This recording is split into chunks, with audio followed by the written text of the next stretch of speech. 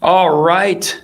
Welcome, friends and family, to the best and most fun live stream online. You're not watching the Jimmy Fallon, Jimmy Kimmel, Jimmy Ellen show. This is the Right Show podcast. We come to you almost every week with some of the funnier video clips of the day. We want to make everybody have a good time and get out there and enjoy their life because there's plenty to be thankful for.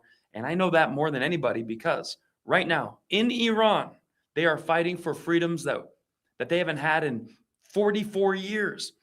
If you don't know much about Iran, don't worry. You're not expected to be an expert. In fact, if you ask 10 Iranians their opinion on politics, you get 13 different answers. But the bottom line is this: in 1979, there was a great overthrow, and it became a nasty experience. The people that opened the doors and said, come on in, this will be great. We're going to get rid of the Shah, and then we're going to have all the stuff, free healthcare, free oil, free wealth, free food. Yes.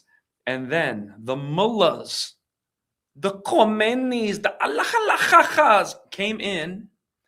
They immediately stopped them from dancing and clapping and cheering. They said, you idiots, put on these towels, put on these headbands, cover up yourself. No more dancing, no more music, no more holding hands, no more poetry. I don't know what that means, but that's what they said. And now it seems as though the temperature is just right. Where Venezuela, Maduro's gone. China isn't popping off like they used to. Obviously, Donald Trump has made it kind of clear, hey, mullahs, if you touch a protester, you're going to be in trouble.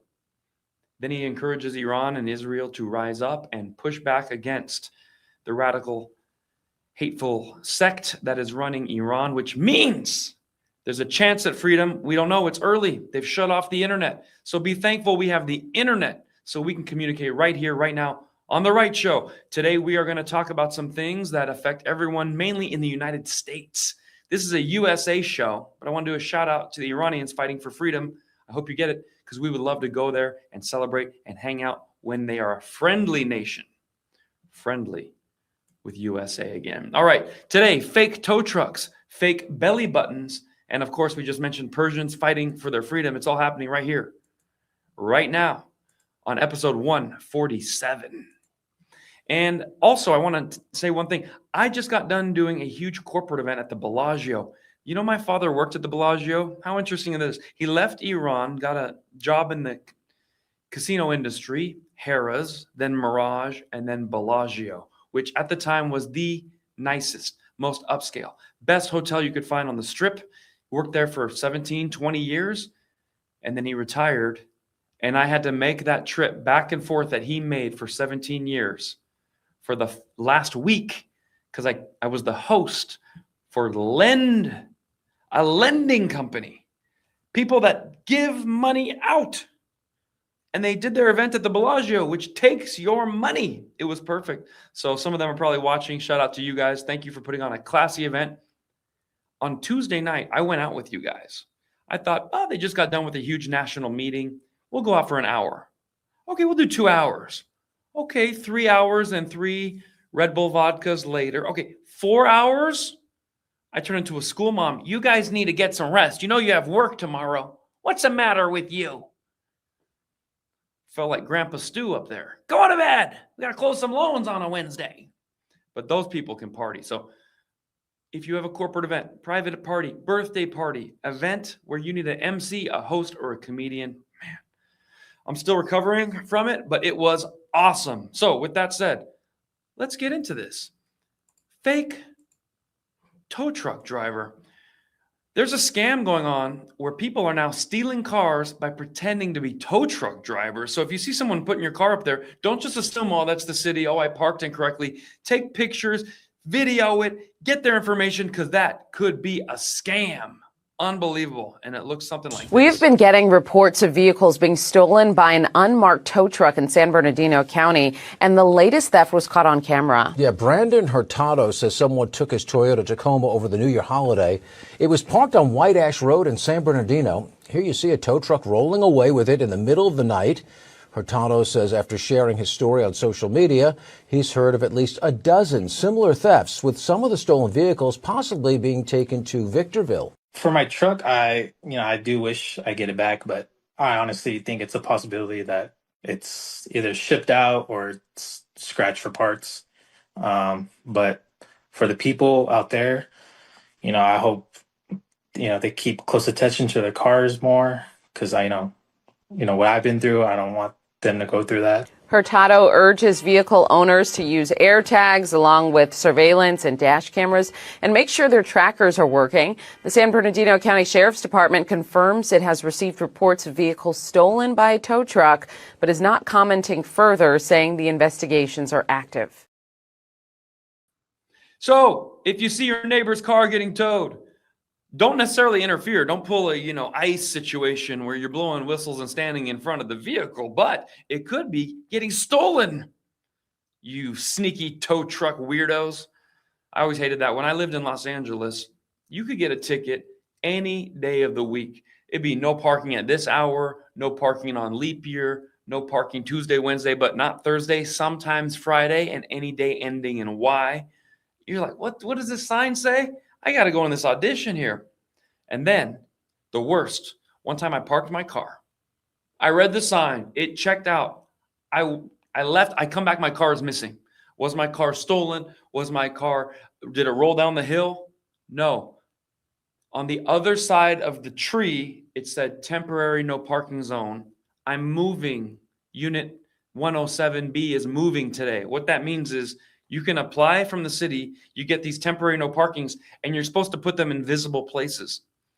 Now, when you park, you don't think to look on the back of a tree. You look at the front of the tree, but the idiot went and put them on the back of every tree. Totally legal. It is your job in LA to get out of the car and walk around the trees, around the planters, around the flower pots, and make sure you can park. Got my car towed 3 times, left California. That is a racket. When your car gets towed in California at 11 p.m., they charge you for 1 day at 11 p.m., and then you go pick it up Sunday at 1 in the morning. That's another day, because that was Saturday 11 to midnight and Sunday midnight to 1. That 2 hours was 2 days, $600 plus the $200 tow fee, $800. Who's got that kind of money? Me. But who wants to spend that kind of money? Not me. Hey, did you see this? Women are taking beauty standards to another level. Next time you see a girl in a cute shirt, you're like, dang, look at that little belly button. It might be a fakey button. What am I talking about? Look. Eu cortei dessa cartelinha. Eu vou tirar. Cortei um adesivinho. Eu vou tirar essa parte plástica aqui, olha, gente. E vou pegar, tá vendo, ó? Meu umbigo normal está aqui, tá? 3 dedos acima, olha.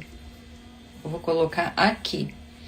E agora eu vou, com lencinho umedecido, eu vou ficar segurando isso aqui por mais ou menos 1 minuto. E eu vou mostrar para vocês o resultado daqui a pouquinho. 1 minuto pressionando em cima desse adesivinho com um lencinho umedecido ou um algodão, 1 minuto. Tcharam! E olha aqui o resultado, gente. É isso aqui, ó. Esse adesivo, né, cortadinho, coloquei um aqui e ficou um umbigo. Olha só como fica elegante, parece que você se alonga mais, né? Eu acredito que vai pegar muito essa moda, né? Vai pegar demais e não aparenta, ó. There you have it. What do you think? Would you be able to pick up on the fake belly button? And that was printed with a little temporary tattoo. Her belly button right here, but her real belly button's right there. My big fear is eventually they put a fake longer gash and put that below the belly button, and then you're all flipped upside down. You're like, wait, is that your, and you go down further and there's fruit in those looms. You got to be careful. You got a little Tommy Hilfiger hanging down there. That's going to be scary. But for now, women are just adding new belly buttons. If this takes off, who knows what the LGBs are going to be adding just 2 inches below that. Be careful out there, folks. That's why I take a little nickel. Whenever I see a girl, I just rub the belly button, see if it's a scratch off. Then I go a little lower and rub that too. Make sure everything is real. All right, let's check in the comments, see what you have to say about this. This is hard-hitting stuff, folks. I'm taking, someone's car got taken at SeaTac Airport. Julie seems to think you can tell by looking at a belly button if it's in the right place or not. I'm going to tell you right now. You're in a nightclub, you're dancing, the lights are flickering, fog machine, and okay, there's her belly button. You don't know it's actually 4 inches lower, dipping down into the fupa with a chalupa. Okay, this is actually kind of fun. I thought I would show you this. I recently did a gig in Southern California. I got a hotel in Redlands, California. And I'm a member of 24 Hour Fitness. So if you ever come to the gym, you might see, pow, these 15-inch pythons. Okay? Now, I leave my hotel. I walk to 24 Hour Fitness. It's right across the street. I say, is the pool open? They said the pool is closed. I said, why? They said, due to a carpool situation.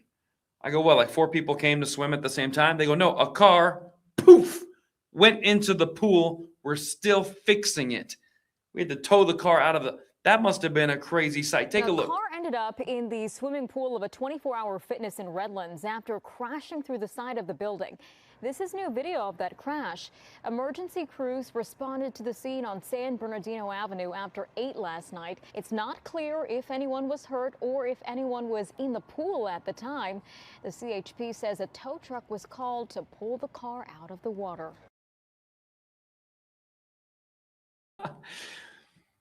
I mean, what is that? A Chevy Stingray? Boom. But listen, they said that happened late at night. It's 24-hour fitness. Imagine you get off work. You're like, I know it's late, but I'm going to have the whole pool to myself. You start doing some backstroke, and no one's going to believe you that a Toyota Camry launches fast and furious, and out gets 8 people going, sorry, dude, I was drunk. So I thought we'd play a fun racial game. Name that race. Who do you think drove through a building and into a pool? It's Southern California, so the comments are going to be lit with racism, stereotypes, and of course, pattern recognition. Can't wait to see what you have to say. Now, me personally, the options are elderly, drunk frat guy, black dude robbing the local Best Buy or gas station, or typical Asian woman. Okay, that's just what the standard, and I didn't make that up. I put in ChatGPT. I said, what would the standard deviations be? That's what it said. So if you get mad, that's AI's fault. And of course, we have to go right here. Here's a guy who was way ahead of his time. He's a prankster that if he were alive today, he wouldn't even get in trouble for what he did back then. He used to sneak into venues and pretended he was even a female cheerleader, which back then was frowned upon. Now it's mandatory in the As NFL. he was going into the stadium, there were guys with guns standing at every doorway with his picture. Let's go. Okay, I'm sorry. What the are you trying to pull? I'm sorry. I've done it before. I don't give what you done. Get your out of here. I'm sorry. I apologize. Who do you think you are? I couldn't believe I was out there playing with these guys. From 1979 to 1986, Barry Berman posed as a player, a referee, and even a cheerleader. He snuck into over 20 major sporting events, from the NFL, NBA, MLB, and even the PGA Tour. He dressed up in full uniforms and warmed up with NBA players, caught fly balls at the MLB All-Star Game, pretended to be a PGA pro, and he even once walked on stage at the Emmys to accept an award that he didn't win. Because of all these wild stunts, Barry ended up getting his moment in the spotlight. He had major interviews, talk shows, and even his own news stories. But nothing would compare to the time that he showed up as a Dallas Cowboys cheerleader. He walked onto the sideline in regular clothes, then he ripped them off to reveal his full cheer uniform. That included a wig, pom-poms, and all. Another stunt Barry pulled was when he snuck into the MLB All-Star team photo before someone finally recognized him and kicked him out. It was all lighthearted and fun. The media, a lot of players, and even some coaches admired the guts that it took. But in today's world, with security the way that it is now, pranks like this would never fly. Never fly today, except if he put on a woman's outfit and went out to cheer, they'd say, oh my God, leave him out there. He's so brave. Well done, prankster. That's the kind of fun we used to have in the 70s, 80s, and 90s. Not anymore. Not anymore. Although there's one guy, he wears like the shorts, tan shorts with like 15 pairs of underwear or something, and he runs around and gets tackled. Pretty funny. He's got like 4 million followers on Instagram and hundreds of millions of views. So that prank can still live on. There's also a guy, I think it was a Super Bowl, which he bought a $10,000 ticket to the Super Bowl to be right up close. And he got out and he ran across the field.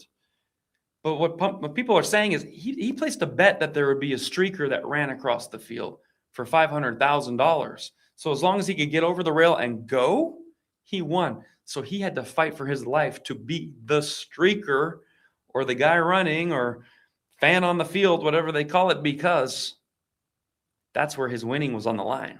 Yes, he went to jail. Yes, he had to pay maybe a $20,000, $30,000 fine. Yes, he had to buy a $10,000 ticket. He probably bought a beer. That was probably $400. But he also won the bet, the 50-1 odds that there'd be a streaker streaking across the field. So this Super Bowl, I might have given you a business opportunity.